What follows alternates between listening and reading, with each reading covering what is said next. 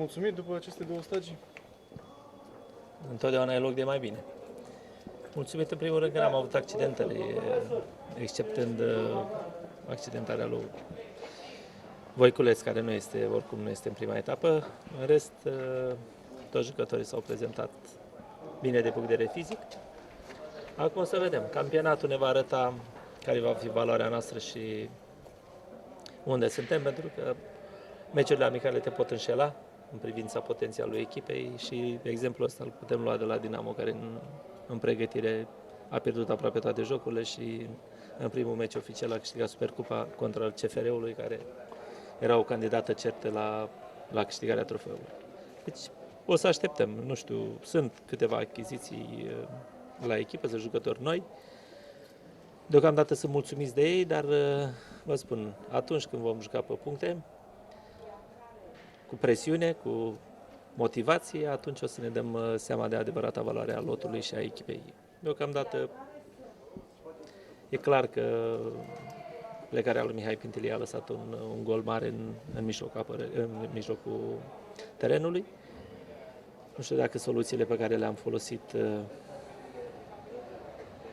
pot fi la fel de bune, dar până la urmă va trebui să găsim o soluție și sigur vom juca 19 jucători contra Clujului și sperăm ca soluția pe care o folosiți să dea satisfacție.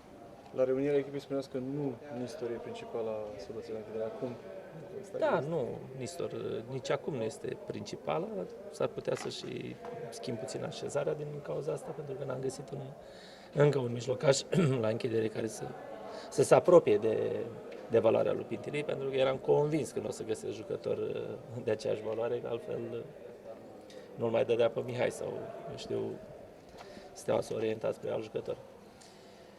Știu că el era un jucător determinant pentru noi și a fost un jucător determinant, dar a plecat la alte echipe, el își vede de treaba lui, ură în baftă, noi trebuie să ne gândim la ale noastre și până la urmă, cu ce avem la dispoziție, va trebui să încercăm să acoprim golul lăsat de el.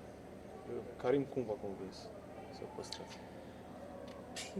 M-a convins prin calitățile pe care le are, dar este clar că e în urmă cu pregătirea. El a venit mult mai târziu, va mai avea de tras puțin, dar e o soluție, zic eu, pentru atacul nostru și sper eu ca în maxim 2 săptămâni să fie 100% și din punct de vedere fizic. Asta nu înseamnă că nu poate fi folosit, chiar poate fi folosit. O repriză, eu știu, 30 de minute, nu se pune problema să nu poată rezista ritmului la o repriză, dar e clar că nu poate să ducă mai mult de atât, pentru că cred că nu are nici 10 zile de când se antrenează cu noi și e prea puțin pentru a putea recupera cele 3-4 săptămâni de vacanță pe care le-a avut. Mai aveți o întrebare în privința primului 11? Aproximativ. În mare parte sunt hotărât, dar zilele următoare mă voi decide 100% cine va intra în primul 11, pentru că deschidem balul, suntem prima echipă care avem onoarea să jucăm la soare, la căldură, frumos, ne vadă lumea, să ne bată soarele, să ne bronzăm. Glumesc pentru că e o oră anormală pentru niște jucători care trebuie să alege 90 de minute, pe canicula care se anunță.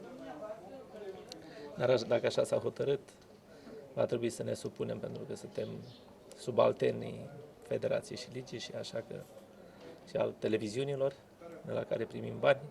Așa că dacă va trebui să jucăm la 12, vor trebui să jucăm la 12. Nu e normal, este inuman. Cei care fac lucrul ăsta trebuie să gândească în primul rând la sănătatea jucătorilor, la sănătatea tuturor, că și stând e greu să reziști pe o căldură de genul ăsta în soare, dar să mai ales și 90 de minute. Să sperăm că poate să gândesc pe viitor ca meciurile să discute la ore rezonabile, mai ales că toate echipele din prima ligă au nocturnă și mai bine, din punctul meu de vedere, jucăm pe parcursul a 4 zile, dar să joci la o oră rezonabilă după ora 20 decât să joci la ora 6, 6 jumătate, 7, când căldura este cea mai mare și expunerea este extrem de periculoasă pentru jucători. Condori cu capitan Ivorian în acest sezon? Capitan Ivorian? E atât de important pentru voi cine e capitan la echipă, în loc să vedem cine. Nu știu, poate va fi ivorian, poate va fi român, poate va fi portughez. O să vedem. Nu știu, sunt 3-4 jucători care... Dar în funcție de cine va juca, va fi ales capitanul de echipă. Îl voi alege eu, eu sunt mai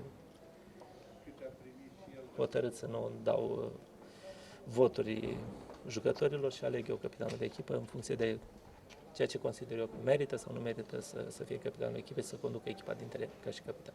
E posibil să fie Vieira, e posibil să fie Rusu, e posibil să fie Mingote, Voiculeț, nu știu. O să vedem. Să pot schimba ei. Dar nu asta e important. Important să joace echipa bine.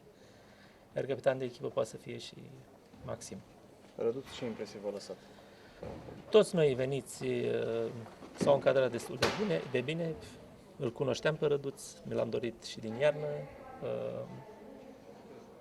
E un jucător în care am mare încredere și sper ca și el, sunt convins că va încerca să demonstreze că e un jucător valoros, merită mai mult decât i s-a acordat la echipa la care a fost și anul ăsta care îl va petrece la noi să fie un an bun pentru el, să ne ajute și pe noi și să ajute și pe el ca și jucător.